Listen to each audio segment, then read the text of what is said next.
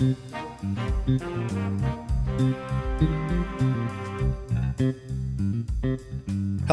and welcome to Dollars and Cents, the Australia Institute podcast where we explain just what the hell is going on in the economy.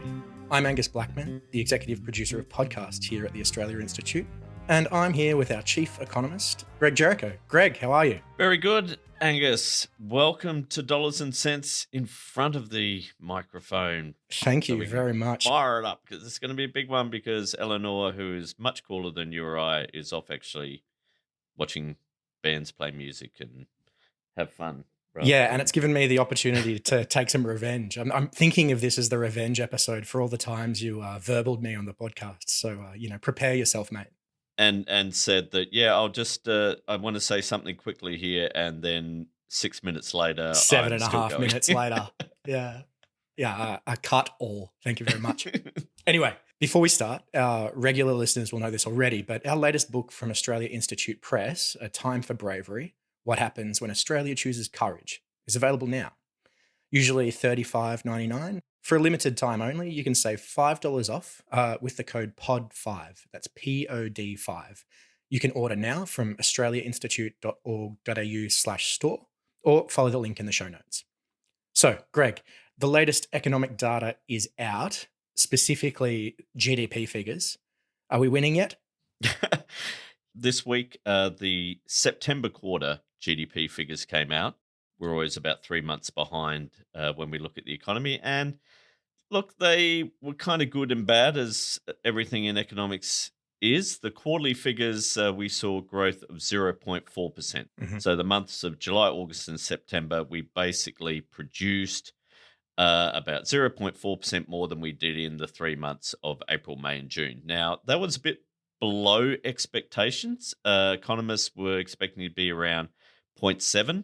So it was a bit lower than expected. But the good news on the other side is that the annual growth, so comparing to what we were doing this time last year, the growth was 2.1%, which was actually the best result for a couple of years. So even though the 1 quarter growth was a bit slower than expected, the overall sort of annual growth, which is probably a better figure to look at because you get rid of a few of the bumps and jumps of the quarterly figures.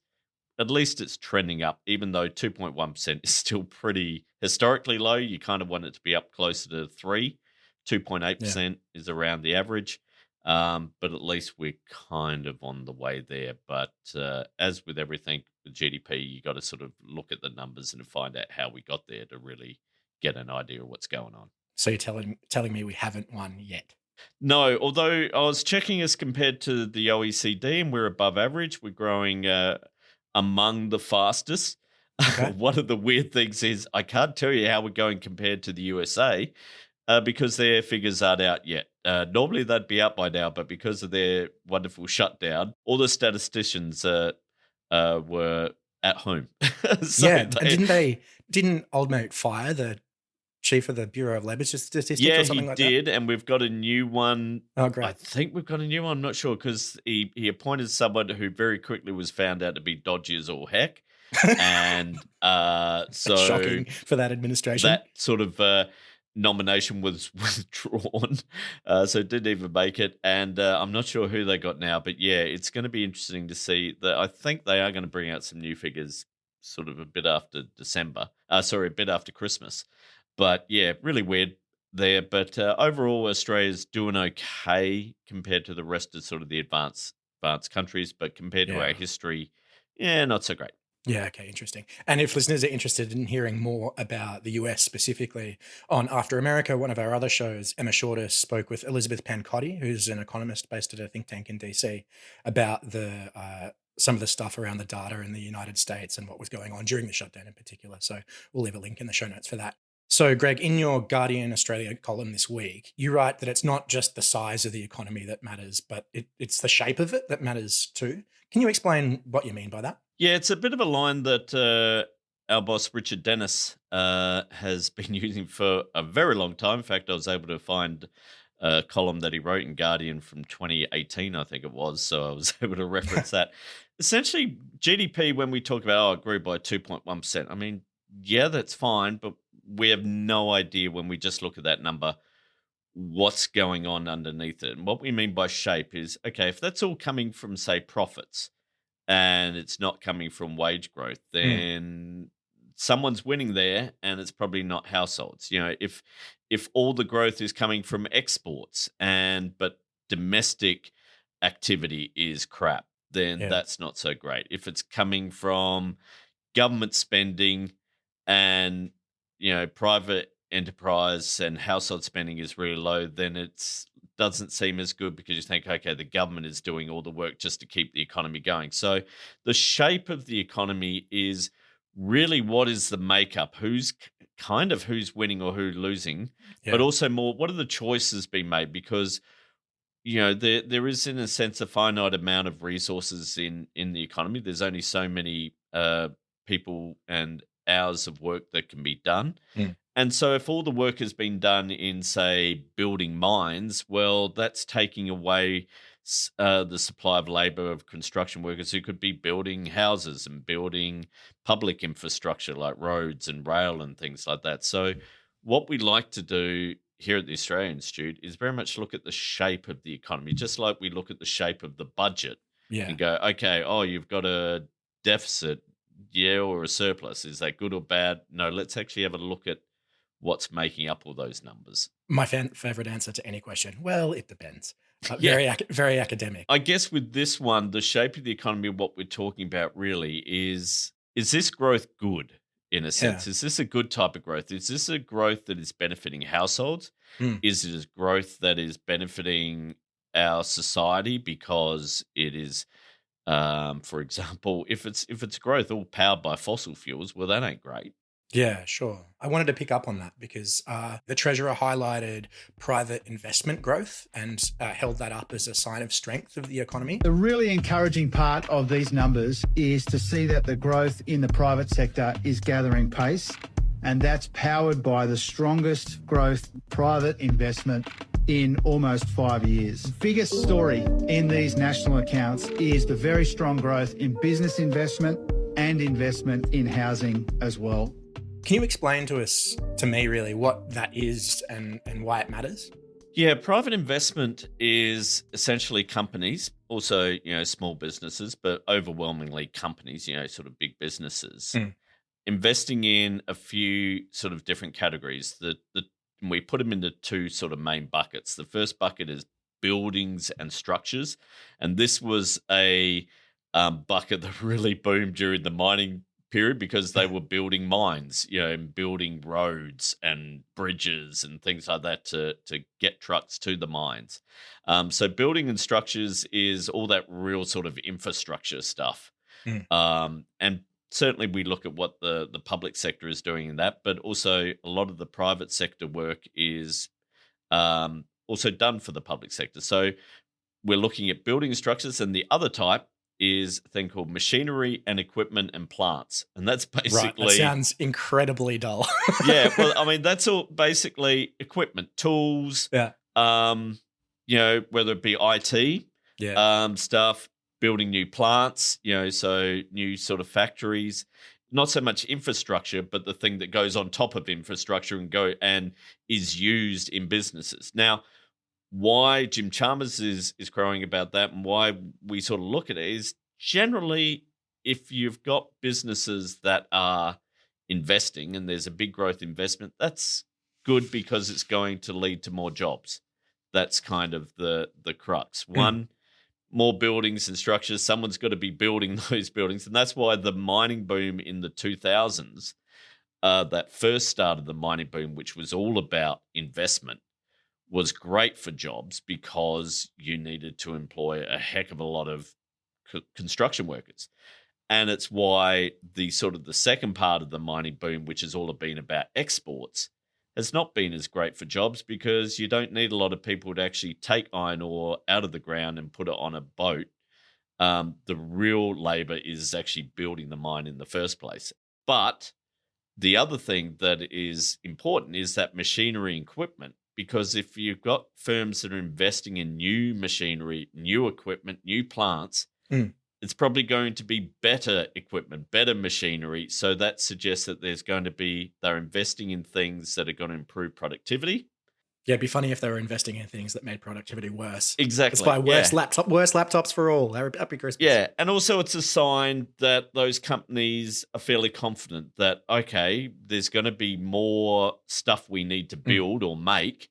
So let's invest in some new stuff so that we can do it. If you're feeling negative about things, you're not going to invest in, hundreds of thousands or millions of dollars worth of new technology, new equipment, because you're like, yeah, we're good with what we got. So that's an important sort of factor. And what we've been seeing, unfortunately, of late, sort of the last 2 or 3 years, and more if you go back to the pandemic, is private investment hasn't been that great. But in this past year, it has started to take off. And a good reason for that is, interest rates are coming down. So companies can go, oh, we can actually borrow money to buy some new computers, new equipment, because it's less expensive. So that's a big thing. And that's certainly why Jim Chalmers is very happy to sort of highlight that aspect. Interesting. One of the other things that I thought was worth talking about in your column was that living standards are actually up, right? But the full picture it's not that straightforward. Yeah, and this also goes to the whole shape of the economy, because when we're talking about that big boom in private investment, the massive boom in this last quarter, in the September quarter, and a little bit also over the past year, has been in machinery and equipment in the information media and technology industry. What that really means is data centers for AI. Right. That has been the big boom, a really big boom. Now, why I say that shape matters is, okay, that's great for the economy. We're getting all this investment. Is it good for society? Maybe. Is it good for our energy use? No, because these data centers are incredibly energy hungry, because they're basically a shirtload of computers running flat out that need to be cooled with massive amounts of air conditioning that uses a heap of electricity. Yeah. There are reports that sort of we're looking at by the end of the decade in New South Wales, around 10 to 14% of all of the demand for electricity in New South Wales is going to be for these data centers. Oh, wow. Which means, okay, that doesn't mean the rest of us are going to stop demanding electricity. So it means we need more supply of electricity. And unfortunately, it seems like the governor's like, well, if you need gas, that's good. You can use gas. And they can just offset their emissions. And we know that that's a terrible thing. So we got on that side, we've got, okay, growth of the economy. And a big part of that growth is coming from these data centers. Wonderful. Okay. But terrible for the environment. So what's the shape there? Then as you go to what you're talking about with living standards is, I've been writing about this for quite a while now, that our living standards have really been struggling. Household income, your disposable income, has been pretty flat. And if we look at the June figures, so the figures from 3 months ago, household living standards were pretty much only where they were back in March 2020, just before the pandemic hit. So kind of we've got the same living standards as we had 5 years ago. But there was a big change in these latest figures. And a major reason why is because the ABS has started going, hang on, there's a lot of solar panels on the top of people's roofs at the moment. You actually generate income from those because, one, energy is going back into the grid. And also you're saving a massive amount of expenditure because you're not paying for electricity. Yeah, my auntie and uncle had a battery installed. It's incredible. Yeah, it's incredible. Battery installations as well. Yeah. And what the ABS realized is what's been happening is, because when you spend money on electricity, that actually goes into GDP, because remember, for everyone, GDP is basically anything that involves a change of money, whether it's buying something in the shops, paying a bill, or building a road or something like that. Whenever there's a change of money, there's an impact. And what the ABS has kind of realized, okay, if you've got all these solar panels, yes, you paid for the solar panel way back when, but now your energy bill has gone down. So it seems like actually that's having a negative impact on GDP because we're spending less money on electricity. But what the ABS realized, hang on, you're actually generating income because of those solar panels. Mm. We kind of should start counting that. It makes sense. And what they've decided is actually when a household puts on a solar panel, it's kind of a bit like they're acting like a small business. Yeah. And they're in the business of generating electricity, which is true. Yeah, that's fair And enough. so what they've done is started adding that to household incomes. Okay. And by doing that, actually household incomes are now not just back where they were in 2020 or at the start of 2020. Now they're about 3% above that in real terms. So there was a real adjustment in household incomes. And so in that score, we're actually all on average better off. Now, obviously, if you don't have a solar panel, you're not getting that. But unfortunately, we have to kind of do averages when you're talking the entire economy. Yeah. But again, this is what I talk about the shape of the economy. So that's a good thing. We've got everyone sort of a bit more affluent in a sense because of renewable energy. So that's good. One, because renewable energy is the cheapest form of electricity, but also these figures show actually it's good. And it's a good investment for households to put solar panels on their roofs. We're going to start counting that as household income. This is good. Yeah. So that's one shape. But then on the other side, we got this big boom in private investment. What's that coming from? Data centers that are going to power massive amounts of energy consumption, probably coming from gas and also coal. And it's like we've got these sort of two things, both sort of generating increased GDP, but it's a case of, okay, that's the size. What's the shape and which one do we want more of? Are they really conflicting itself? So I thought it was a really sort of interesting picture of what's going on in this economy and and pointing out that when you are just talking about economic growth, if all you're caring about is, let's just have more and more economic growth, then you'd be saying, okay, let's just build a shit ton of data centers. But then in the same hand, in fact, last week, the government put out estimates for greenhouse gas emissions out to 2040, and they're not getting anywhere close to their target of cuts by 2030, 2035. And a big reason for that is because they've had to revise up the amount of electricity emissions that they're going to be. And in the report, it pointedly says data center increases of energy use. So, it just shows really complex picture. And this was the first time we really saw these interactions occurring. So I guess in answer to my first question, are we winning? It doesn't really matter if everything's underwater. Exactly. So maybe we should get about fixing that. Yep. I want to talk about house prices in just a minute. But before we do, Shadow Treasurer Ted O'Brien, in response to the GDP figures, stuck to his line that government spending is driving higher inflation. The government just continues to pour money into the economy. And when it does, it competes with households and businesses for goods and services, which just drives prices up further, which is why inflation now is at 3.8%. Inflation is higher than we'd like, but it is much, much lower than we inherited from our predecessors. Oh, well, it's certainly not Jim Chalmers' fault. It was Vladimir Putin's originally, and now it's gone back to being the coalition. So it's just a little bit of that going on, Chris. I think everyone knows they call it Jimflation for a reason. What do you reckon about that, Greg? Yeah, look, friend of the pod. Look, it's weird. He is sticking to this line. He could get away with it a year ago when there was a big boost in government spending, but most of that boost was because of the energy rebate. So, he wants to basically say, you shouldn't spend money if you're the government to help people. Yeah. But the thing is now they look a bit more silly because actually the growth of what we call public demand, which is government spending, was only 1.4%, which is actually quite low historically. Historically, government spending in real terms sort of grows about 3.5%. So it's actually come down a fair bit. Yeah. And also, if you look at the amount of spending done just by the federal government, and you take out defence, because I don't think Ted O'Brien's saying we shouldn't be, spending money on defence.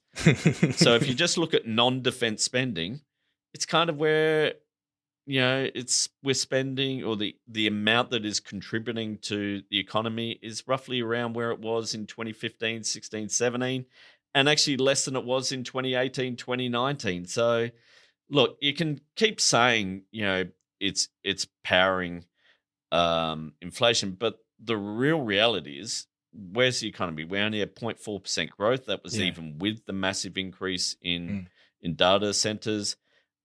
Economic growth of 2.1. It's better, but it's still pretty low. Are you saying you want less economic growth? It's a bit silly, and I think that they're just stuck to the line because they hope people don't actually look at the figures.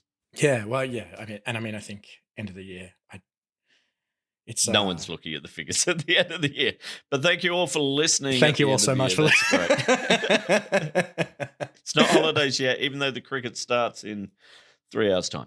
Yeah. Well, we better get moving because this is cutting into my day one watching time. So, house prices, Greg. You wrote a really interesting article for The Point, the Australia Institute's new analysis website. And it turns out, in great news for me, Melbourne is the standout.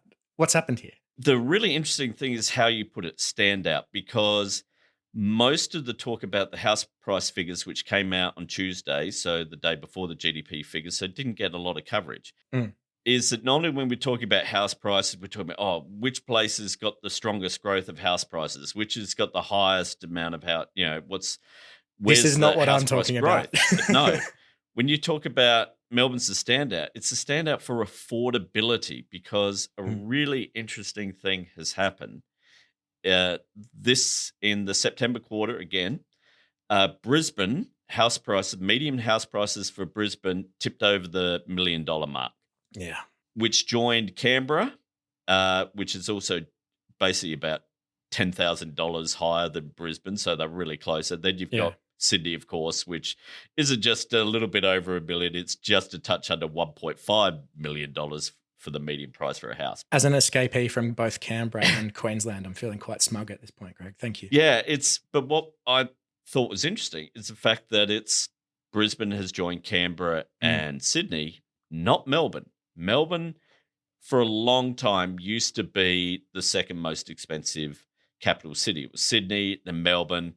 Canberra then kind of did take over the last sort of 10, 15 years, has long been the second most expensive place to think. But then it was always Melbourne. Yeah, well, actually, Melbourne, this is my second time living in Melbourne. My first time was in mid last decade. I came down here to study. And it was well on track to becoming as expensive as Sydney, as large as Sydney. But now I've come back sort of a decade later and everything seems to have flipped. So what did they do? Yeah, I mean, it's flipped to the point where not only is it cheaper than Sydney, Canberra and Brisbane, it's cheaper than Perth. And you think, okay, well, Perth bumps up and down. It's cheaper than Adelaide, which is incredible. The median house price for Adelaide is $886,000. Okay. In Melbourne, it's $828,000. Now, that's significantly cheaper. Were they all just running away from Dan Andrews, or as I keep getting told by the conservative media, or is it, or was there something else going on? Well, the weird thing is that Victoria's population and migration has been doing fine. It's, despite what you hear, the economy's not in the toilet. What has happened is they've built a hell of a lot of homes in Victoria in the past 5 years, and even going back a bit further, a lot of homes, a lot of houses, importantly, not just apartments. There has been a big boom in apartment building, but kind of the same amount as in New South Wales, but a lot more houses have been built. So quite interestingly, when you look sort of over where there's been a big increase in house prices, Brisbane, Perth, and Adelaide, they're the three places that have had the least increase in housing stock over the past sort of 5 to 10 years. And not surprisingly, there hasn't been a big increase in housing stock. In fact, it's gone down on a per capita basis. Well, then house prices have gone up. on the flip side, in Melbourne has been one of the places where there has been the biggest per capita increase in housing stock. And so house prices have actually flattened. They've pretty much the price for a house is now kind of in Melbourne, the median price for a house over the last 3 years has basically flatlined. So it's been a big increase in supply. But also, Victoria has in the past few years introduced laws or introduced taxes, in a sense, state taxes against investor housing, really targeting these Airbnb type investors, trying to prevent that, because what they were realizing is that these Airbnb investment houses weren't just sort of ending up in holiday, quote unquote holiday areas on the coast, but were also affecting Melbourne and Melbourne surrounds. And by sort of penalizing that through higher taxes and charges, they were able to sort of dampen that. And surprise, surprise, when you increase supply, decrease the incentive for investors, what happens is actual homeowners are able to buy these homes. There's less competition from investors for these houses, and house prices stay kind of flat, and housing affordability just improves out of sight. It's it's no sort of secret. Yeah, it's not witchcraft, right? Victoria have actually done it. And it's interesting. I've had interviews with like 3AW where I've talked about this. Commercial Melbourne radio station for those not in town. And the interviewer, the journalist, has sort of said, so is Melbourne a really bad place for housing for investors? I'm like, well, I don't really give a shit. It's become a good place for people to actually be able to get a roof over their head. It's this thing of the 3AW presenter falls off their chair. Yeah. They, but I've got a lot of my listeners, are negative gearing, and I'm like, well, great for them, but is that the reason why we have a housing market? It's so that people can negative gear or they can speculate on property values? No, it's so that people can buy a house and have a place to live. And just on this score as well, where we see supply having a real impact in Canberra, as you'll know, being a recent Canberra resident, is that there has been an absolute boom in apartment buildings over the last 5 to 6 years. Massive booms, because in Canberra we actually do have new suburbs that have just opened up, and there's been a lot of apartments being built in them. And so what we've seen in Canberra, yes, house prices have gone up a little bit. Yeah. Certainly not as much as other places over the past 3 years, but apartment prices have kind of really flattened. And while Canberra is one of the most expensive places to own a house, or the second most, it's actually cheaper to buy an apartment in Canberra than in Melbourne even. Yeah, right. So, supply really matters. It does have an impact, and it's why the government really needs to put a lot of support by it. And it's also why we say shape matters in the economy, because if you're approving a gas mine to be built or a new coal mine to be built, who's building it? Construction workers. What aren't they doing? Then they're not building houses, and it makes the competition for labor to build houses a lot tighter. So that makes the cost of that go up. All of these things have an impact, and it's why you can't just sort of say, growth is great. Yep, it might be, but what type of growth? What's the shape? And also, as we say, when we look at the housing market, we need to get out of that view like we normally see in the media of, oh, house prices went up, that's good. Whereas we need more, a bit like what you were saying, Melbourne's doing great because house prices are not going up. And that's actually kind of what we need. No one's going broke. No one's sort of seeing their mortgage collapse. It's just that, housing affordability is improving, and that's a good thing. And we're talking about and we've got to wrap up now, but we're talking about relative affordability here too, right? Like we're talking about Melbourne being slightly less disgustingly unaffordable than the other places in Australia, correct?